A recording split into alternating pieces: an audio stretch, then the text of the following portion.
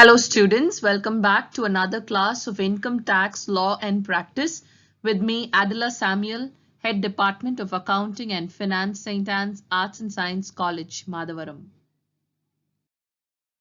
The topic for today's class is going to be perquisites. Perquisites according to section 17 subsection 2.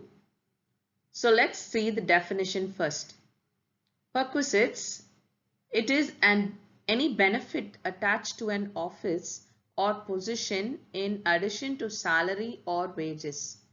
Perquisites may be given in cash or in kind. If given in kind, it should be capable of being measured in terms of money. So along with the salary or wages that a person gets, any other benefits that is given to him, we consider that as a perquisite. So it can be given either in cash or in kind. But if it is given in kind, it should be in terms of money. It should be able to be measured in terms of money. So that is called as a perquisite.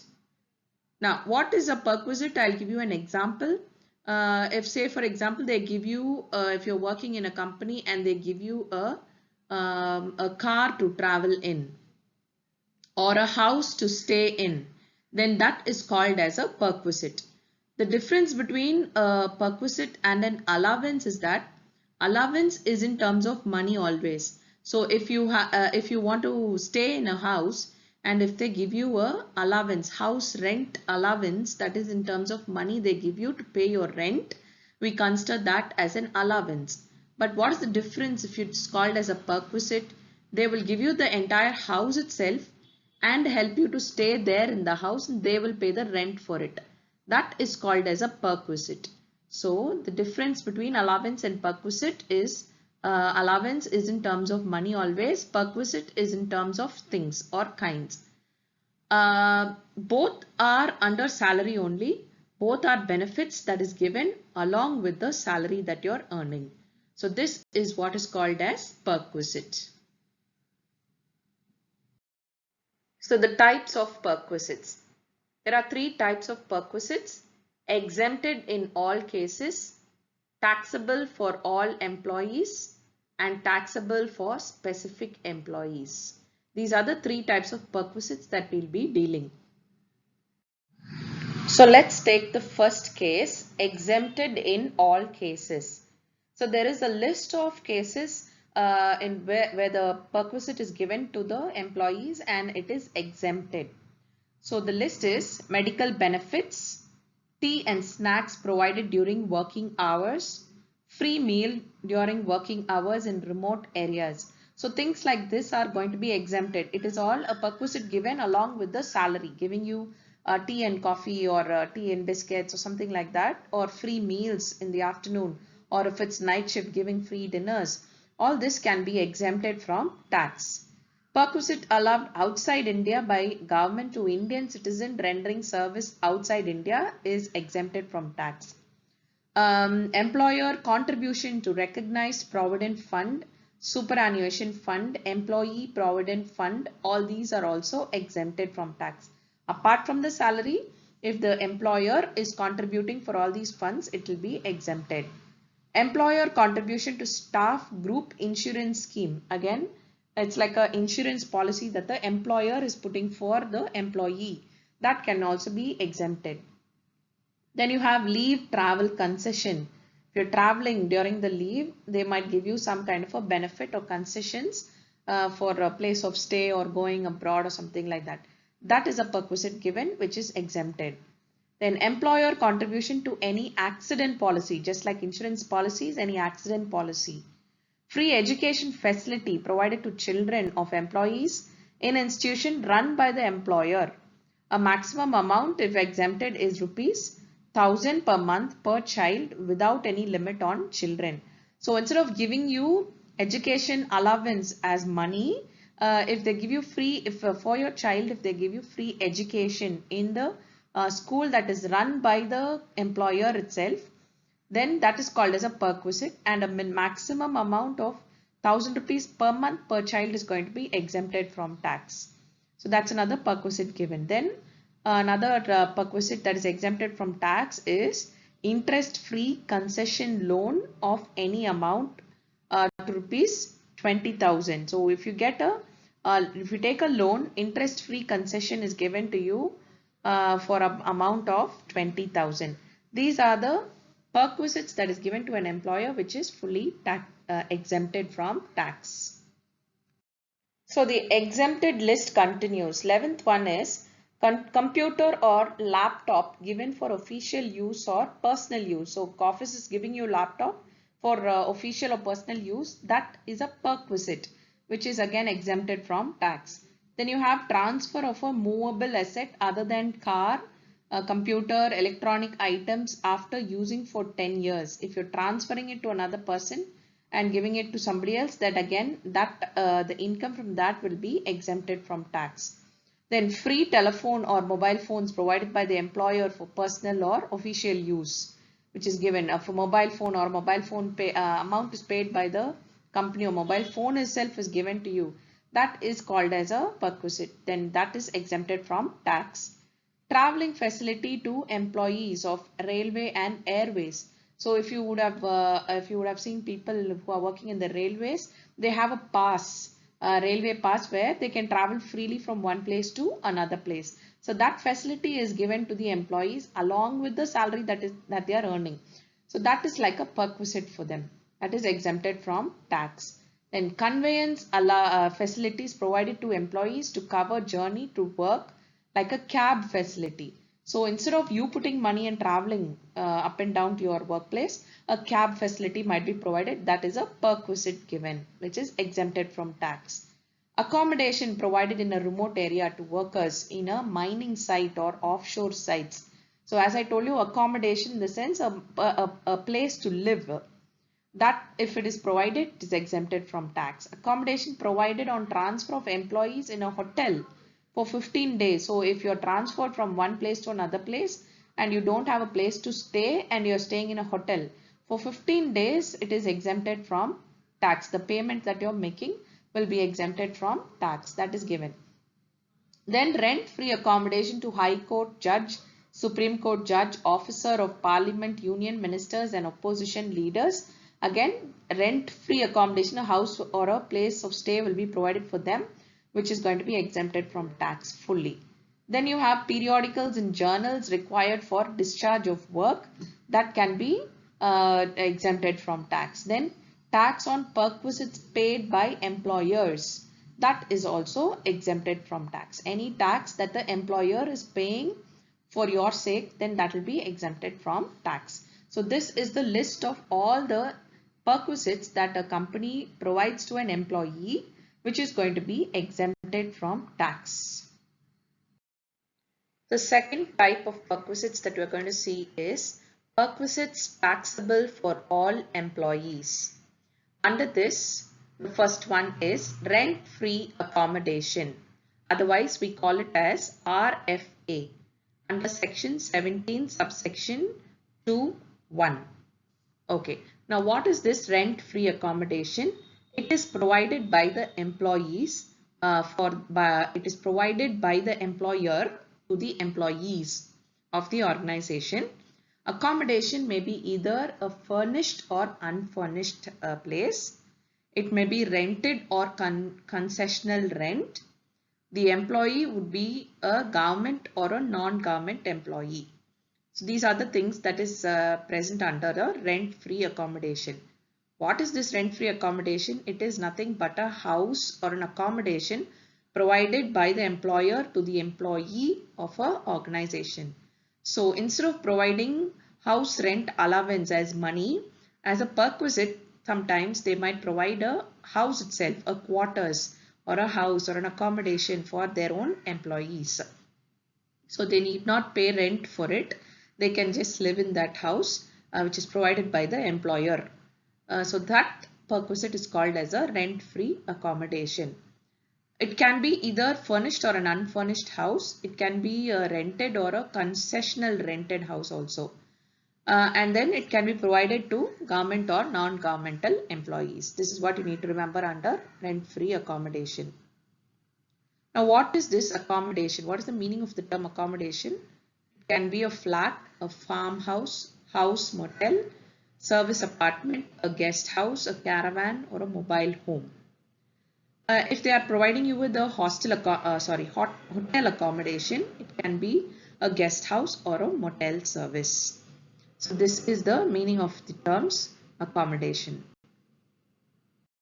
Now going in for how to calculate RFA or rent-free accommodation in the following cases. There are a few cases that we're going to see. First type of case where we're going to calculate the RFA is when an unfurnished accommodation is provided by a government employer. Okay, so when an unfurnished house means furnitures are not present, just the house is given to the employee by a government employer. So how do you calculate RFA for tax purpose? First, the license fee determined by the government will be given. So that amount has to be taken in the outer column. From that, you minus the rent recovered from the employee. If there is any rent recovered from the employee, you minus that amount, and then the total that you get is the value of unfurnished rent-free accommodation. I repeat it. The license fee that is fixed by the government minus the rent paid by the employee has to be found out. That will be the value of unfurnished rent-free accommodation. Now coming to when an unfurnished accommodation is provided by the non-government employer. First case we saw was a government employer. Second case we are going to see is a non-government employer. When you take a non-government employer, there are three situations that you need to remember. One is accommodation owned by the employer. If the accommodation is owned by the employer, you have to see where the house is located or where the accommodation is provided. So if it is provided in a city having a population of more than 25 lakhs, then the value of house rent allowance is 15% of salary. Okay, so if the accommodation is situated in a place where the population is more than 25 lakhs, salary into 15% will give you the rent-free accommodations rate. Second case is where the population is more than 10 lakhs but less than 25 lakhs. Then in that case, 10% of salary has to be calculated as RFA. The third situation will be for a place where the population is less than 10 lakhs, then the RFA is calculated as 7.5% of salary. So three conditions are given to you if the accommodation is owned by the employer. So simply in the sum, it will be given to you where he is staying. Sometimes the population will be given to you and the salary also will be given to you. So just take the salary, put it into whichever percentage is applicable and find out what is the amount of RFA. The second case is if the accommodation is not owned by the employer and the house is taken on lease by the employer. So he does not own the house. He is taking it from somewhere on lease and then he is giving the house to the employee. In that case, how do you calculate RFA?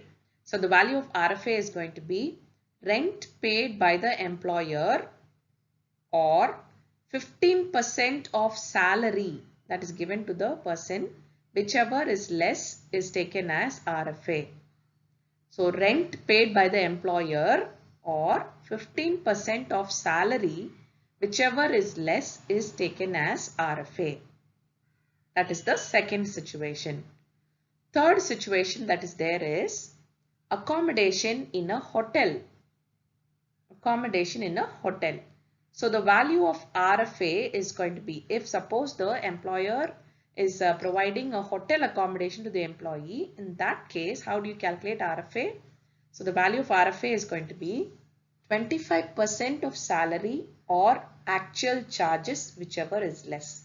So you either calculate 24% of salary or you take the actual charges that is paid to the hotel, whichever is lesser will be the rate of RFA. So if the stay is for less than 15 days, as we studied earlier, the amount is going to be exempted from tax. If the stay is going to be for more than 15 days, so how many ever days he stays more than 15 days, for that amount RFA has to be calculated and it will be taxed. Now, there is a small note that you need to remember. What is the meaning of salary for RFA purpose? Just like how we studied, what is the meaning of salary for HRA, house rent allowance purpose? Here also salary for RFA purpose has to be understood. What is salary? Basic plus dearness allowance plus bonus or commission plus all the taxable allowances. So whatever allowances we have calculated earlier in the previous topic, that is allowances, all the taxable allowances will be part of salary now. Okay. One more thing you need to remember is DA. DA is considered only if it is for retirement benefit. In the last topic that we studied, we said DA, whichever forms part of salary only we have to take. Here for RFA calculation, DA, which is for retirement benefit alone, you have to take as for the calculation of RFA. So salary for RFA, I'll repeat it. Salary for RFA is going to be basic plus DA plus bonus or commission plus all taxable allowances. So that is the meaning of salary. Depending on the situation, you go in for 15% into the salary or 10% or 7.5% or 24%, whichever is the situation. So you calculate salary and take the situation into consideration for calculating RFA. Okay, so the next thing that we're going to see here is the value of furnished accommodation. Value of furnished accommodation. Till now we've been seeing the value of unfurnished accommodation if he was either a government servant or is a non-government person. Now what we're going to see is the value of furnished accommodation. So first you calculated what is the value of unfurnished RFA. Till now whatever you calculated is the value of unfurnished calculation. Okay. So now what you do is you have to add the value of furniture alone to it. So there are two conditions again. One is if the employer owns the furniture, then you have to take 10% per annum on the original cost of furniture. That has to be added as the value of furniture. 10% of the original cost of furniture. Or if the employer has hired the furniture, in that case the actual hiring charges will have to be taken as a value of furniture. So you add this to the unfurnished house, then you will get the value of furnished RFA. Simple as that. So you've already calculated the unfurnished RFA. Add the value of furniture depending on whether the employer owns the property or he has hired the property. Add that to it, you will get the value of furnished RFA. That is going to be your RFA that is taxable. Now, small note that you need to remember is what is the meaning of furniture for RFA purpose. It can be either a television, radio, refrigerator, household things, AC, appliances, plant, equipment, gadgets. All these can be considered as furniture in case of RFA. Then under the RFA topic, the last thing that we are going to see is concessional rent accommodation. As I told you earlier, it can be either for rent or it can be for concessional rent, which is given under the section 17 subsection 2(2). If any accommodation is provided at a concessional rate, the value of RFA is going to be calculated as follows. So the value of rent computed minus the rent paid by the employee is the value of concessional rent. So till whatever we've learned, we are able to calculate the value of rent that is computed. From that you minus the rent that is paid by the employee, then that will give you the value of concessional rent. Simple as that. So this is what is known as RFA, and there are different situations in how to calculate the value of RFA in different situations is what we have studied. So thank you students. I hope you have understood what we had studied in today's class. A quick summary is we had started off with perquisites. What is the meaning of perquisites and three types of perquisites. So we have completed perquisites which are fully exempted all the time. Second case that we've studied is taxable for certain cases, and the first case that we have concentrated on is the rent-free accommodation and different types under rent-free accommodation perquisite that is given to an employee. So if you have any doubts or clarification, please get back to me students. I hope you have understood everything clearly. Thank you.